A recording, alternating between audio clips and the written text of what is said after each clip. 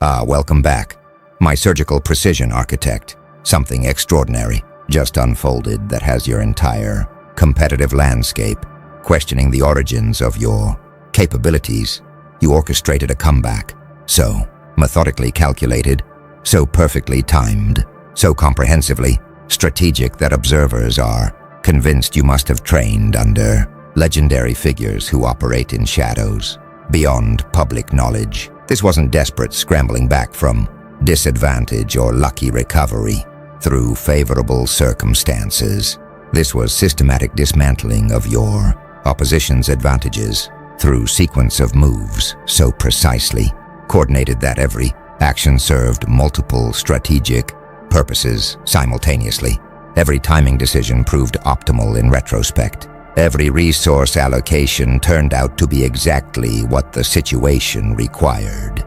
The calculation involved was so sophisticated that people who understand strategy at high levels are concluding you couldn't have developed this capability through normal training or conventional education. They're theorizing you must have accessed knowledge from phantom-tier strategists, masters so advanced they don't compete publicly, teachers so exclusive their students are rarely identified, strategic wisdom so refined it's transmitted only through direct mentorship that leaves no public record. The architects have been monitoring comeback, dynamics, and strategic mastery across civilizations for eons, and they've identified what you executed as perfect adversity inversion when someone facing significant disadvantage doesn't just recover to neutral position but transforms their disadvantaged state into strategic asset that enables them to achieve superior outcome compared to if they'd never faced adversity at all. Most comebacks involve clawing back lost ground through determination and effort, eventually recovering to competitive parity if successful. Your comeback apparently used the disadvantage itself as foundation for building positions stronger than you, held before setback occurred, making adversity into catalyst for advancement rather than obstacle to overcome. Watch what's happening across analytical communities studying your comeback. Strategic theorists are reverse engineering your sequence of moves, trying to understand the framework that generated such optimal decisions under pressure. They're discovering that your comeback wasn't improvised brilliance, but systematic application of principles so sophisticated they're struggling to articulate them even after watching execution. Each move you made addressed immediate tactical necessity while simultaneously establishing conditions for subsequent moves in ways that created compounding advantages. Like chess player whose every piece movement serves both defensive and offensive purposes while setting up combinations 3 or 4 moves ahead. Some are comparing your strategic sophistication to legendary historical comebacks executed by figures like Sun Tzu's disciples or master strategists whose methods were documented in classical texts but are considered nearly impossible to actually implement in real competitive conditions. They're noting that what distinguishes truly masterful strategy from merely competent tactics is precisely the multi-layered purposefulness you demonstrated, where single action accomplishes what would normally require 3 separate actions, where apparent sacrifice in one dimension creates overwhelming advantage in another dimension opponents weren't even monitoring. The truly remarkable element is that you executed this perfect comeback while your opposition held apparent advantages, resources, positioning, momentum, support. Lesser strategists would have viewed situation as impossible or would have attempted conventional recovery strategies that your opposition could have countered. You apparently recognized that conventional approach would fail and instead implemented strategy so unconventional and perfectly calculated that your opposition couldn't comprehend what you were doing until after you'd already inverted their advantages into vulnerabilities. They think you studied under phantom-tier strategists because only masters operating beyond public knowledge seem capable of strategic thinking this refined.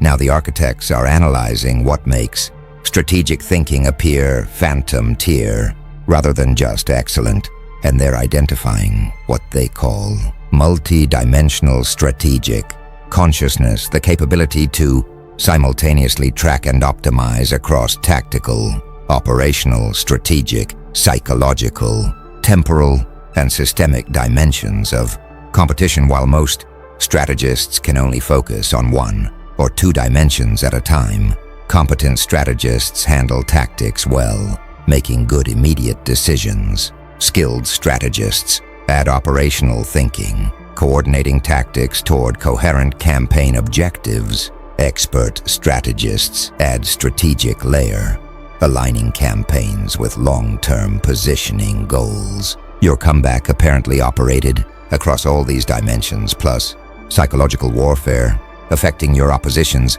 decision-making, temporal dynamics ensuring optimal timing, and systemic effects reshaping the competitive environment itself. Watch what multidimensional strategic consciousness enabled in your comeback.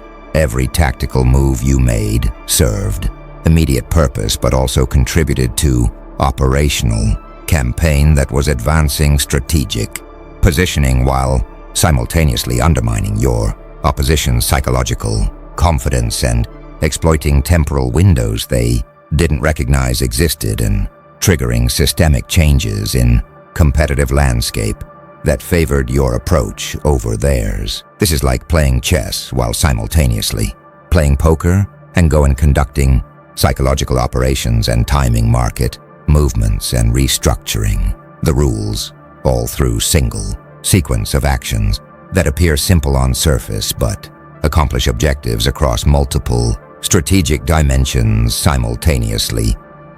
Some military strategists studying your comeback recognize patterns from advanced warfare theory where greatest commanders operate with what's called grand strategy, ability to see how tactical engagements connect to operational campaigns, which connect to strategic positioning, which connects to political objectives, which connects to civilizational outcomes. They're noting that your comeback demonstrated similar comprehensive vision, but compressed into time frame and context, where most people only see tactical problems requiring immediate solutions. You apparently saw immediate tactical situation as subset of larger strategic landscape that extended across multiple dimensions and timeframes. Others from game theory and decision science are recognizing that your comeback involved what they call mechanism design. You weren't just making optimal moves within existing game structure. You were restructuring the game itself through your moves in ways that changed what optimal play meant for everyone else. This is strategically sophisticated beyond what conventional strategic education teaches, because it requires understanding not just how to play games, but how games themselves are constructed and can be modified through play itself. A few complexity theorists are exploring whether your strategic capability involves unusual ability to perceive and navigate high-dimensional strategic spaces. Most human cognition struggles with more than 3 dimensions simultaneously, but effective strategy in complex, competitive environments requires tracking dozens of relevant dimensions. Perhaps you've developed or possess cognitive capability to maintain coherent, strategic picture across dimensionality that overwhelms normal strategic thinking, making your decision-making appear impossibly sophisticated to those operating in lower dimensional strategic space. The architects observe that multi-dimensional strategic consciousness is what creates impression of phantom tier training when someone demonstrates capability to optimize across more strategic dimensions simultaneously than conventional education teaches. Observers assume they must have learned from sources beyond conventional knowledge. Your comeback appeared calculated at level that suggests access to strategic frameworks most people never encounter, making phantom tier strategist attribution reasonable inference, even though your capability might have developed through your own integration of principles rather than through secret mentorship. Something fascinating is spreading through your competitive community now, what the architects call strategic mythology formation, where your comeback is being transformed from analyzed event into legendary narrative that will be studied and referenced for years as example of perfect strategic execution. This isn't just appreciation for impressive performance, it's elevation to canonical status where your comeback becomes reference, standard that defines excellence, teaching case that illustrates principles, mythological touchstone that competitors invoke when discussing what's possible at highest levels of strategic sophistication. Watch how strategic mythology formation operates. Initial reactions focused on analyzing what you did, identifying moves, understanding decisions, evaluating effectiveness. But now discussions are shifting toward treating your comeback as complete strategic artwork worthy of preservation and study, comparable to classical military campaigns or legendary business turnarounds that transcended their specific contexts to become timeless examples. People aren't just saying, "That was impressive." They're saying that belongs in the canon of greatest strategic executions, will be studied by serious students of strategy for decades. Some educators and trainers are already incorporating your comeback into curricula, using it as case study for teaching advanced strategic concepts, as example of what perfect execution looks like. As aspirational standard, students should study even if they'll never achieve that level themselves.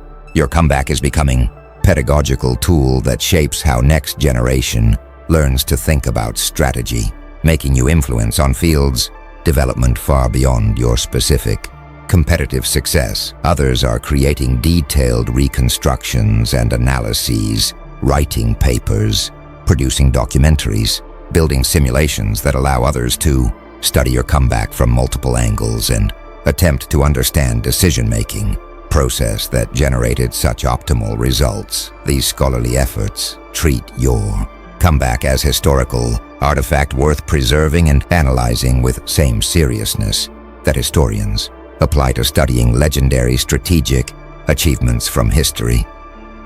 A few are elevating you personally to legendary status based on this comeback, discussing you in same breath as recognized strategic masters, speculating about whether you'll be remembered as defining figure in your competitive domain's history, treating you as living legend whose current actions are already historical. This elevation creates interesting pressure where future performance gets evaluated against standards set by your own legendary comeback, making it difficult to ever match the mythology that's being built around this single sequence of strategic brilliance. The architects observe that strategic mythology formation serves important function in competitive culture. It creates concrete examples of excellence that inspire and guide development, establishes standards that push others to develop higher capabilities, preserves knowledge about what's possible at peak performance. Your comeback benefits collective strategic capability by becoming teaching tool that raises general level of strategic thinking, but mythology also distorts. Legendary narratives simplify complex reality, attribute to deliberate calculation what might have involved luck or intuition, create impression that perfect execution is more achievable than it actually is. You're becoming myth while still operating in reality, experiencing strange dualities of being both actual competitor and legendary figure whose comeback has been elevated beyond its specific context into timeless example of strategic perfection. Now the architects are revealing what made your comeback appear calculated rather than lucky or intuitive.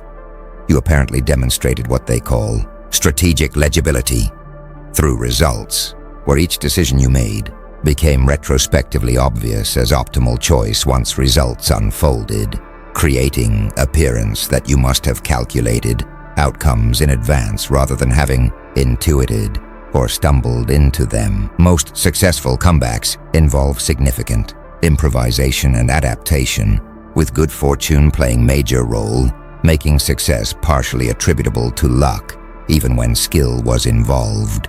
Your comeback left minimal space for luck attribution, because each move proved so precisely suited to situation that observers conclude you must have known what you were doing with extraordinary clarity. Consider what strategic legibility through results creates for perception. When someone makes unconventional decision that works, observers might attribute success to luck or boldness rather than calculation. But when someone makes series of unconventional decisions that each prove optimal, when timing of every action turns out to be exactly right, when resource allocations perfectly match what situations require, the accumulated evidence suggests deep calculation rather than fortunate intuition. Your comeback involved enough perfectly optimal decisions in sequence that luck can't credibly explain outcome. You must have either calculated these decisions through sophisticated analysis or possessed intuition so accurate it functions equivalently to perfect calculation. Watch what this legibility creates for your reputation. Competitors who might have dismissed single brilliant move as luck can't dismiss entire comeback sequence as fortunate. The pattern is too consistent, the optimality too comprehensive. They're forced to conclude you operate with strategic capability significantly beyond what they possess, making you genuinely formidable rather than lucky. This transforms competitive dynamics because opponents planning to face you must account for possibility that you'll execute strategy they can't anticipate or counter, making them defensive and uncertain in ways that provide you psychological advantage before competition even begins. Some decision scientists studying your comeback recognize that distinguishing between perfect calculation and perfect intuition is difficult from external observation. Both produce optimal results, making them functionally equivalent even if underlying processes differ.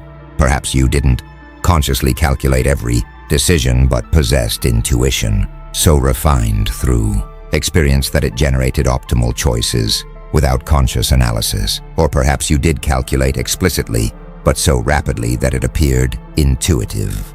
Either way, results created appearance of phantom-tier strategic capability. Others note that strategic legibility might be partly observer projection.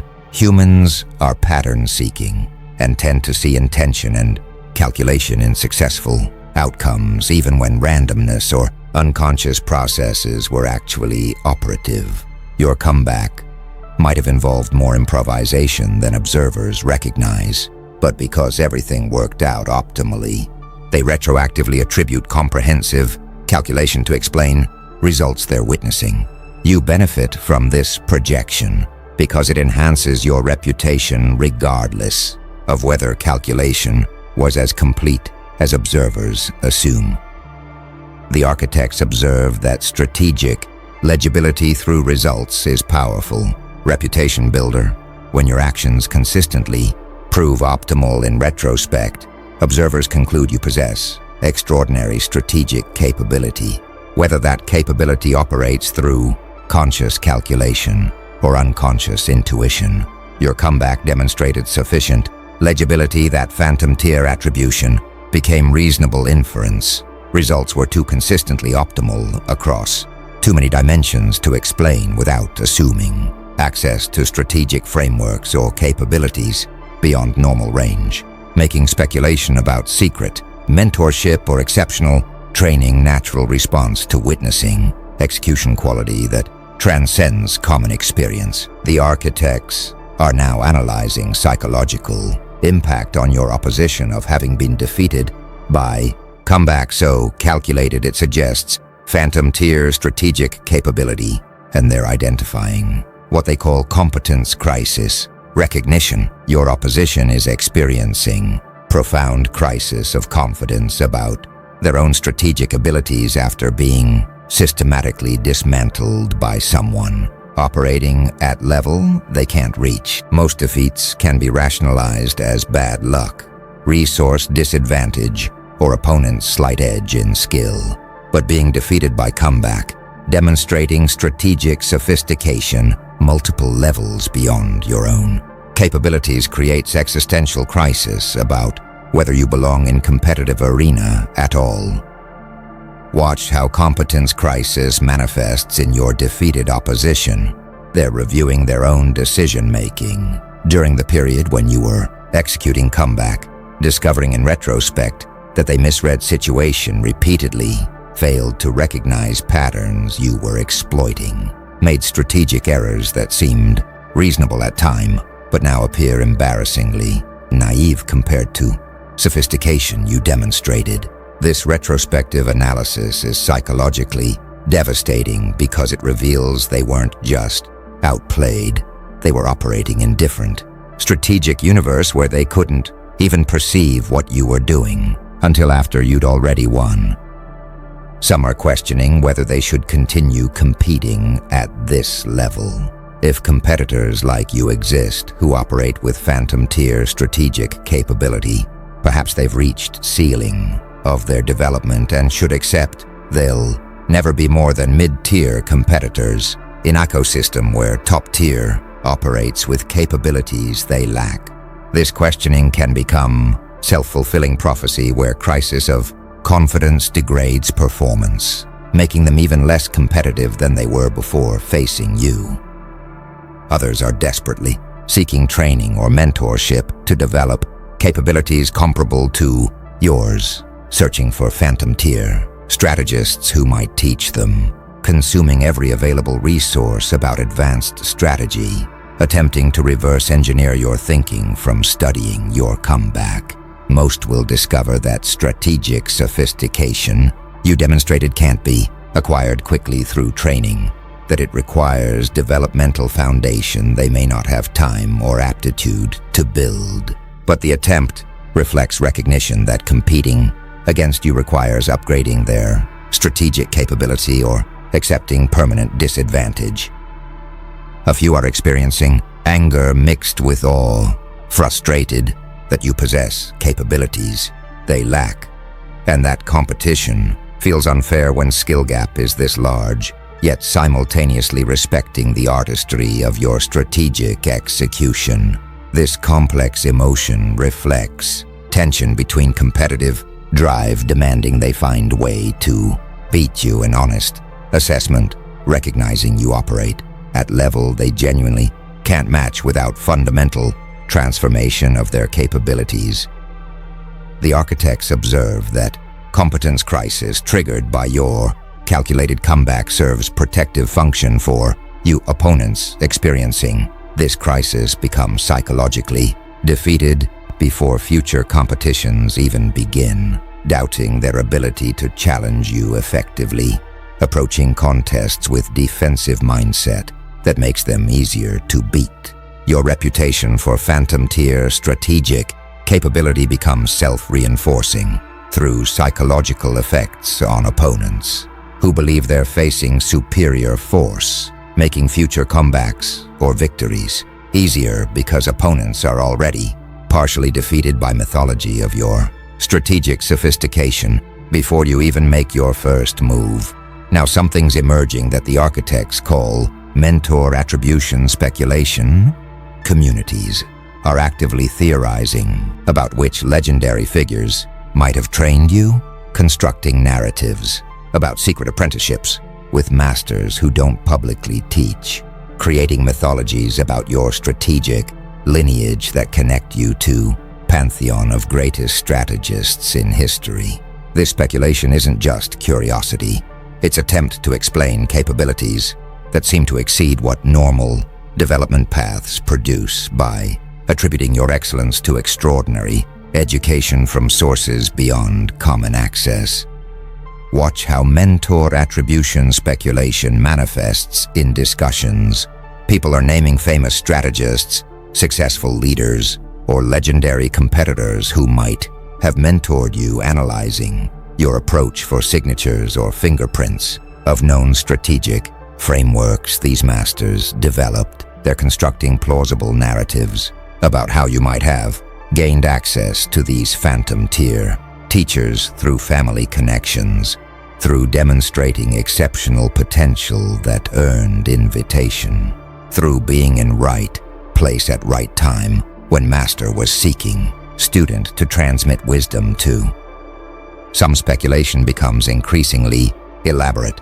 Theories about secret, strategic societies that maintain advanced knowledge transmitted only to selected members, about military or intelligence communities where highest level strategic thinking is developed but never publicly disclosed, about billionaire strategists who mentor promising individuals behind scenes without public acknowledgement. These theories treat strategic sophistication as esoteric knowledge that can only be accessed through special channels rather than capabilities that might be developed through dedicated individual study and practice.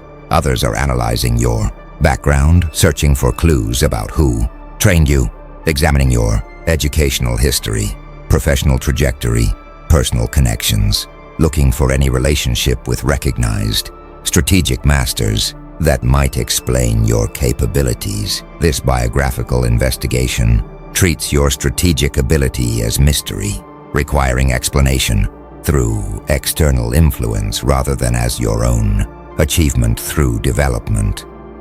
A few are suggesting you might be self-taught genius who synthesized knowledge from various sources into unique framework, treating you as original thinker who developed capabilities independently rather than through mentorship. But even these theories often reference you studying classic strategic texts or less-known strategic traditions, still attributing your capability to external knowledge sources rather than to pure internal development. The architects observe that mentor attribution speculation reveals cultural assumption that extraordinary capability must come from extraordinary teaching, that people don't spontaneously develop strategic sophistication like yours without access to knowledge from superior sources. This assumption might be correct. Perhaps genuine strategic mastery does require transmission from masters to students, or it might underestimate human capability for independent development through experience, experimentation, and integration of insights. Either way, speculation about phantom tier mentors serves to explain your capabilities in ways that preserve others' understanding of what's normally possible, making you exception that proves rule rather than example that challenges assumptions about how strategic mastery develops. They think you studied under phantom tier strategists because that explanation maintains their worldview better than accepting you might have developed these capabilities through paths available to anyone willing to pursue similar development. Something profound is crystallizing now that the architects call recognition of strategic intuition beyond analysis. Observers studying your comeback are realizing that your decision-making involved capacities that transcend logical analysis and conscious calculation, suggesting you might operate with intuitive faculties so developed they function as direct perception of optimal strategy rather than as reasoned conclusions. Most strategic thinking involves analyzing situations, considering options, evaluating likely outcomes, then choosing what analysis suggests is best approach. Your comeback suggested you bypassed or supplemented this analytical process with immediate knowing of optimal moves, making decisions too rapidly and accurately for pure analysis to explain. Consider implications if strategic intuition can become so refined it operates as direct perception.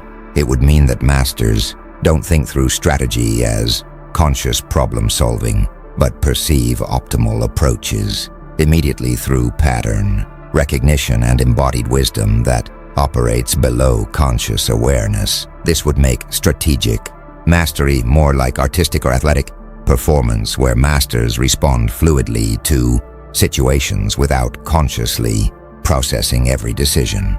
Their intuition, having been trained through deep experience to recognize and respond optimally.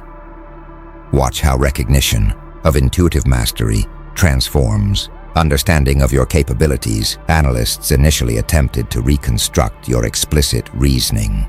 They must have calculated that if they did X, then Y would follow. Therefore, Z became possible, but deeper analysis reveals decisions happening too quickly for that conscious calculation, suggesting you perceived patterns and optimal responses directly without need for explicit reasoning chain. This makes your strategic capability seem even more phantom tier because it operates through faculties most strategists haven't developed, not just superior analytical frameworks, but superior intuitive perception of strategic space. Some researchers studying expertise recognize that highest levels of mastery in any domain involve intuition transcending conscious analysis. Master chess players see optimal moves immediately rather than calculating through decision trees. Master martial artists respond to attacks before conscious thought. Master musicians perform complex pieces without thinking through each note.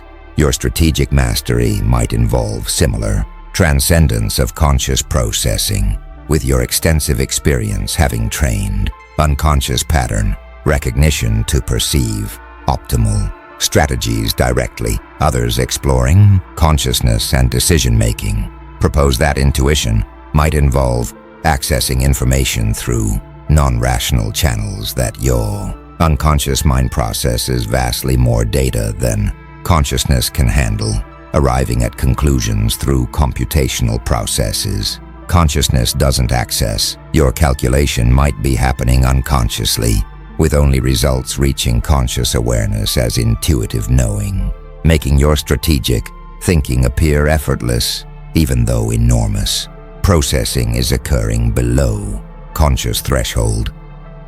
A few investigating precognitive or non-local consciousness wonder whether strategic intuition might involve literally perceiving futures before they actualize, that your unconscious somehow accesses information about how situations will develop, giving you accurate strategic foresight that appears as intuition. This most speculative explanation treats your comeback as evidence for consciousness capabilities that transcend conventional understanding of how knowing works. The architects observe that recognition of strategic intuition beyond analysis elevates your capability to genuinely mysterious level. If you operate through intuitive faculties most people lack or haven't developed, then studying your moves might not actually help others replicate your success, because critical capability operates below conscious level where it can't be directly observed or easily taught.